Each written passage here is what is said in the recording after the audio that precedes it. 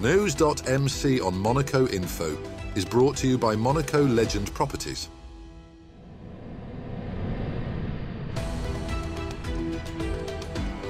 Bringing you news on Monaco's economy, culture, sports and more.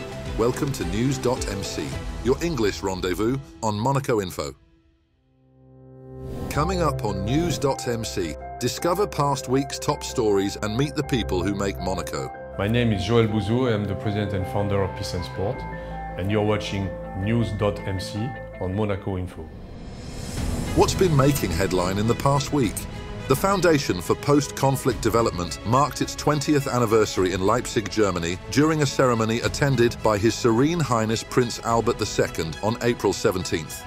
Held alongside commemorations for the 80th anniversary of Leipzig's liberation in World War II, the event reflected on the Foundation's mission to promote peace and rebuild war-affected communities. Founded by Claudia Abate in honor of her father, an American liberator of Leipzig, the organization supports reconciliation and civil society in conflict zones. Monaco's continued partnership through the Monaco Red Cross and Stelios Foundation underscores the Principality's commitment to peace, remembrance, and global cooperation. Following the devastating 7.7 magnitude earthquake that struck Burma in March, causing over 3,500 deaths and injuring 5,000 people, Monaco has stepped forward to provide humanitarian support, as announced on April 17th. With health facilities overwhelmed and basic supplies rapidly dwindling, the Monegasque Red Cross and the princely government announced a combined donation of €100,000, each pledging €50,000 to aid the affected communities. The initiative, led by His Serene Highness Prince Albert II, reflects Monaco's commitment to global solidarity and rapid response in times of humanitarian crisis. Recovery efforts remain critical as the situation on the ground continues to deteriorate. Medal-winning athletes and coaches from Special Olympics Monaco were received at the residence of the Minister of State on April the 17th to celebrate their achievements at the World Winter Games in Turin. Interim Minister of State and Minister of Foreign Affairs Isabel Berro Amadei congratulated the delegation for their outstanding performance, which earned 12 medals, including 2 gold. In her remarks, she praised the team for embodying the values of courage, perseverance, and team spirit, while also acknowledging the dedication of Special Olympics staff and volunteers. The Association of Honorary Consuls of Monaco held its General Assembly at the Hotel Hermitage on April the 18th, with Interim Minister of State Isabel Berro Amadei, state councillors, and government officials in attendance. After President Marc Lecour presented the annual report and highlights of the past financial year, the evening's key moment was the appointment of 2 new honorary members, Colonel Luc Fringant and Lieutenant Colonel Laurent Soler. The ceremony celebrated their distinguished service and contributions to Monaco's public and diplomatic life in a warm, formal gathering. The Principality marked Easter with a mix of cherished traditions and joyful activities on April the 20th. A 42 cannon salute from Fort Antoine and the return of church bells across Monaco signaled the celebration. Children enjoyed Easter egg hunts and creative workshops at Parc Princesse Antoinette, crafting their own colourful baskets. The event also featured a mini petting zoo from Poil et Plumes, teaching animal welfare and offering hands-on encounters with rescued animals. Face painting, wooden games, and inflatable structures added to the festive atmosphere, making the day a delightful blend of heritage and fun for all ages. His Holiness, Pope Francis, passed away on Easter Monday, April the 21st, at the age of 88.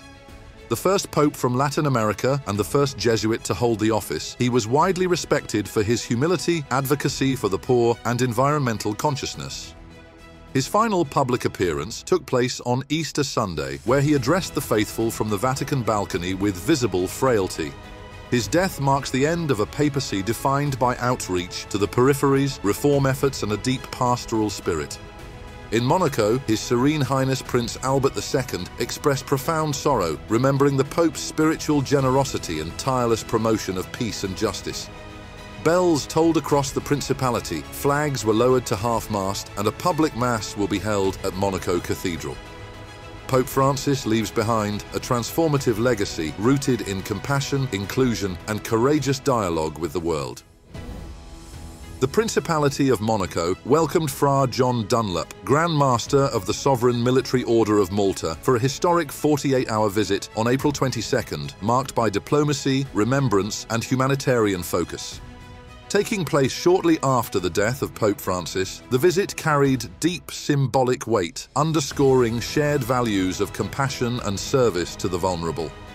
Ambassador Alberto Di Luca highlighted 15 years of diplomatic ties and centuries-old connections between the Grimaldi family and the Order. Over the years, collaboration has intensified through humanitarian projects in Lebanon, Senegal, and beyond. During the visit, the Grand Master met with their Serene Highnesses Prince Albert II and Princess Charlene, attended a working session with local partners, and joined a mass at Monaco Cathedral. In a significant announcement, Princess Charlene was named a new member of the Order of Malta. The visit reaffirmed Monaco's ongoing commitment to global humanitarian efforts. The Princess Grace Hospital Centre has inaugurated its state-of-the-art transfusion centre, Le Belvedere, in the presence of His Serene Highness Prince Albert II and several dignitaries. Spanning 1,300 square meters over 5 levels, the new facility is located between the Tamaris and Louis I buildings and centralizes blood donations, testing, and anatomopathology services in one streamlined location. Built to meet the latest health standards, the center enhances patient care and operational efficiency while marking a key milestone in Princess Grace Hospital's ongoing transformation. It also introduces the IDILA platform, enabling rapid on-site molecular analysis, especially vital in oncology. This allows cancer patients to receive targeted therapies faster, reducing the wait time for results from weeks to just hours. The facility also consolidates previously scattered pathology services, improving collaboration and diagnosis. With this new opening, the CHPG further asserts its commitment to modern, responsive healthcare and strengthens its central role in Monaco's medical future. The Roca team took a strong first step towards the EuroLeague Final Four with a commanding 97-80 victory over FC Barcelona in the quarter-final opener at the Salle Gaston Médecin. Despite a slow start and trailing after the first quarter, Monaco surged ahead with a blistering 18-2 run in the second, led by a sharp Eli Okobo and a dynamic Terry Tarpi. Mike James and Daniel Theus both notched 22 points, while Monaco's intense defense forced 18 Barcelona turnovers. The Catalans briefly closed the gap before Monaco pulled away again in the second half, with James, Okobo and Strazel all delivering standout performances. Next up, our exclusive interview with the personalities making the Principality.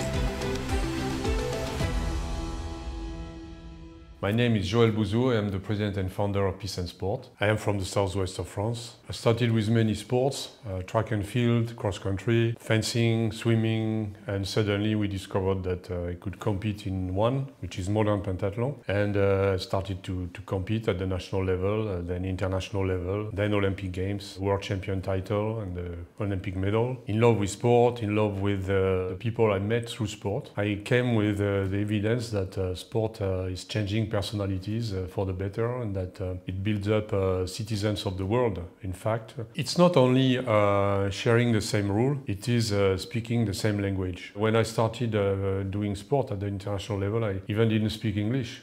Just a little bit. So you could not, I could not integrate all the differences. I could pick it up a bit, but it's only later that with maturity that you discover what sport has brought to you.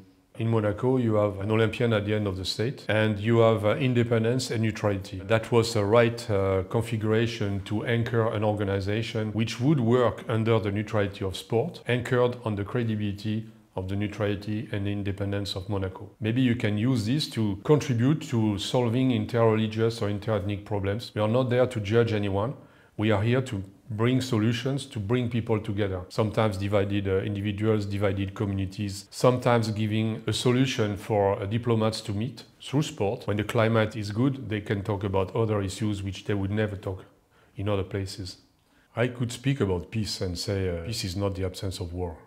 That's sometimes what people think. But if you think like that, you will not keep peace for a long time. You have to be active. Our agenda is to convince more and more government leaders that they should invest in sport because of this, not because of only competitions or medals or whatever. For social cohesion, for peace between communities, we will spread peace from the beginning. And especially when the kids are young, we educate educators to follow this path also.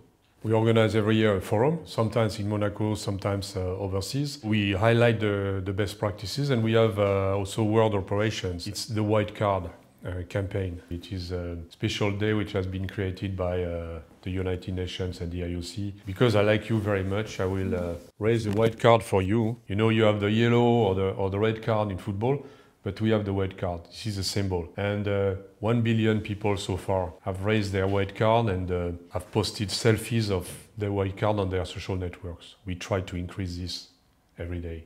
We have some private partners. We have clients. For example, some states are clients because they want to develop a peace program. So they become our client and we deliver that. And that gives us the possibility to develop more and more operations. For example, 2 years ago we were in Saudi Arabia. This year, at the end of the year, we will be in Rwanda, and next year in Turkmenistan.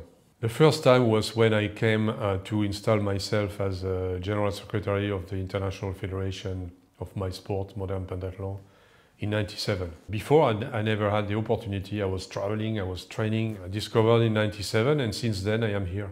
And I was coming from Paris, born in the southwest, discovered the beauty, and I've been feeling well from the beginning when I came here. I see myself in many places in the world because I go for missions or sometimes for pleasure also. But really, I love traveling, meeting people, and changing the reality when it's possible. But the gravity center where I think I am from is from Monaco, yes, all the time. It's a sport capital, very clear. From the top to the bottom. There is a DNA here which is really talking about sport. Being part of this and surfing on this wave internationally makes sense. You find a lot of support for the actions you initiate. And yes, I'm very proud also to see that some top competitions in the world happen every year in Monaco, like the Formula 1, the tennis, the Equestrian Grand Prix. It's not only talking about sport, talking about peace, but it is making it real, involving a lot of kids to sport. I think it's very safe and very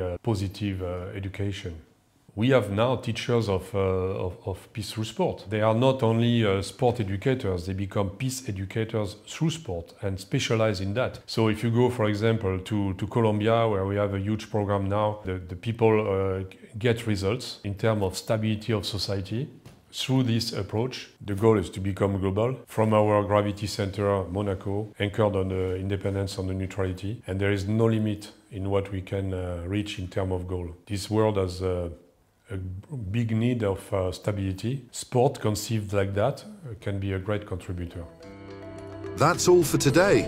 Thank you for watching News.mc, your English rendezvous on Monaco Info. Discover the full interview and more stories on our websites, News.mc and MonacoInfo.com. Next week we will receive Philippe Boisbouvier, CEO of Monaco Brands. This show is intended to provide a summary of the past week's top stories for the English-speaking audience.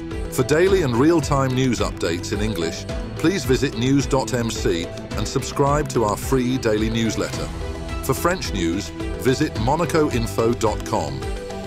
This show was brought to you by Monaco Legend Properties.